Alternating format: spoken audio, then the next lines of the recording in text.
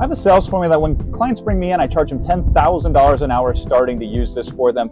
I help them close audiences on webinars, challenges, in-person seminars, virtual events, even one-on-one, even on video sales letters. It's a 3-word formula, super simple to use, and you can use it pretty much anywhere. So in this video, I'm going to break down this ARC formula to you that I've invented and perfected over the last 16 years. Let's go. So the ARC formula starts with the word acknowledge, and then it goes into reframe, and then lastly close. So the first thing you want to do when somebody brings you up an objection or when you anticipate it is you want to acknowledge it. So if somebody says it costs too much, you say, yes, this is a significant investment. You don't get defensive, you don't hide from it, you don't downplay it, you lean right into it. You can even exaggerate it. You could say, yeah, this cost a whole bunch of money, which means it's a big deal if it's the right person that's investing in it. That's a way to acknowledge it. So if people say, I don't have that much time, I don't know if I can do this, you could say, yeah, time is less than ever and there's more to do than ever. So what are we going to do with the little limited time that we have?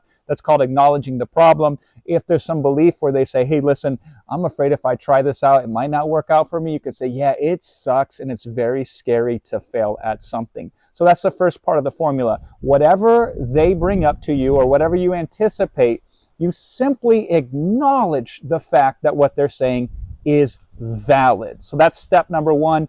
Always the answer is yes, ... and then you put it in the most favorable light possible. That's the acknowledge part of the objection handling process. Next, let's talk about the reframing. So it's interesting. Anything that is brought up can be framed as a problem or as an outcome. So typically the framing is it costs too much. That's a problem frame. You don't want to allow your clients to stay in problem frames. What you want to do is shift them to solution frames. So the way that we shift that after we acknowledge it, we say, yeah, this is a serious investment. Here is how we now focus it and frame it as an outcome. What would it take for you to make such a serious investment and know that it was the right investment for you? Or you can say something along the lines of, have you ever made a serious investment like this in the past and it worked out really well? Or you could say, hey, listen, yes, this is a serious investment. I totally get that. Have you done other serious investments before? And how did you know if they were the right decisions to make or not? So we're focusing off of the problem.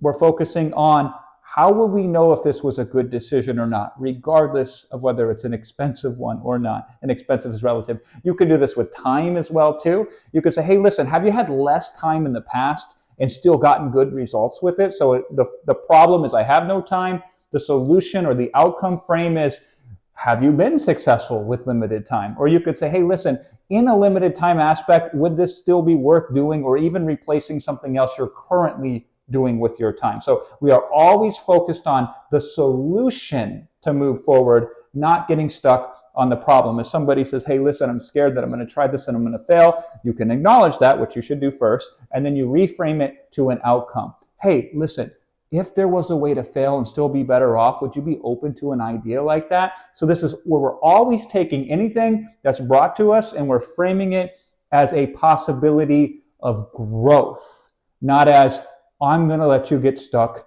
in the problem that you have. So step number 1 was acknowledge. Step number 2 is reframe. And then the last step, we're going to close, son. And now we're on to the close, which is actually the easiest part. So once you reframe the outcome, then you could say, hey, listen, I know it's a serious investment. I acknowledge that. And then you say, hey, listen, have you made other serious investments where they paid off? What was good about them? What about the serious investments or even the not serious investments that didn't pay off? What was bad about them? And then you can align your thing. You can say, is this more like a bad investment situation or is this more like a good investment situation? If they acknowledge like, yeah, I can see how this is similar to other good investments that I've made, then you close. Close could be as simple as that. Great. Now that we see that, what's the first step to take advantage of this? It's to go sign up right here, right now, and get started today.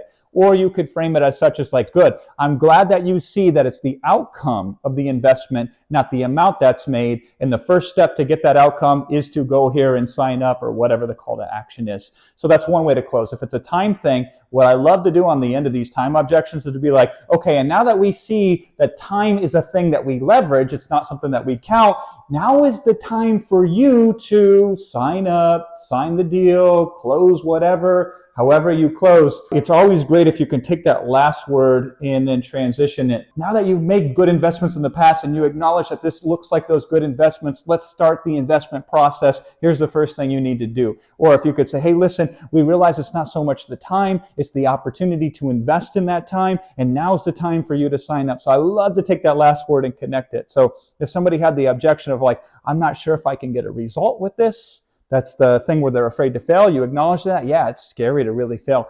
Nothing feels worse than trying something, falling short, and having other people ridicule you. That's the acknowledgement portion. And then the reframe about it is like this. But what is the alternative? Doing nothing? And isn't nothing the ultimate failure? And if you try something and you grow as a result of this and you are now more capable, could you really call that failure? That sounds like success to me. So whether you succeed or fail, the real objective is growth. And the first step of growth is stepping into a new situation, which starts with going here and signing up. See how we do this? This is, you got to practice this. I will warn you, this will not be natural at first. Acknowledging is not natural. Reframing from problem to outcome is a skill that must be practiced. Closing, you just got to memorize the words. You just got to say, hey, listen, would anything stop you from signing up right now? That's another close. So you learn these little phrases. You can put this stuff into ChatGPT, my friend. When I teach this to clients, they build these GPTs out, and then they can even just plug them in when they're on closed situations and just literally read the results. It's not quite as good as bringing in your boy Jason Fladlin. I have a deal that I'm going to be doing. You're going to see me probably, because we're going to be in front of about 500,000 people here at the end of April, and I'm going to be closing for a very big name person where all I'm going to do is take in an audience of hundreds of thousands of people, one deal after the next, one objection after the next, one challenge after the next, and we're just going to run it through this formula. We'll acknowledge, reframe, and then close. I have other formulas, but here's the problem with them. Some of these other formulas, they only are useful in like 5% of scenarios. And some of these formulas, they take a lot more skill than the one that I just taught you. So you probably can't go out and build 10,000, but if you're closing a couple more deals here and there, you're going to make thousands and thousands of dollars. And then if you've developed this skill, there's a lot of opportunity to use it in a lot of situations. I use it everywhere. My favorite place is with clients themselves, where we close them on better belief systems that better serve them. Regardless though, what is your favorite part about using a close like this? Have you done this before? Where could you use this? What's an objection? Practice it right in the comments. Acknowledge an objection you often get, and then reframe it to an outcome, and then close upon it, put it there. I'll thumbs it up. See you soon.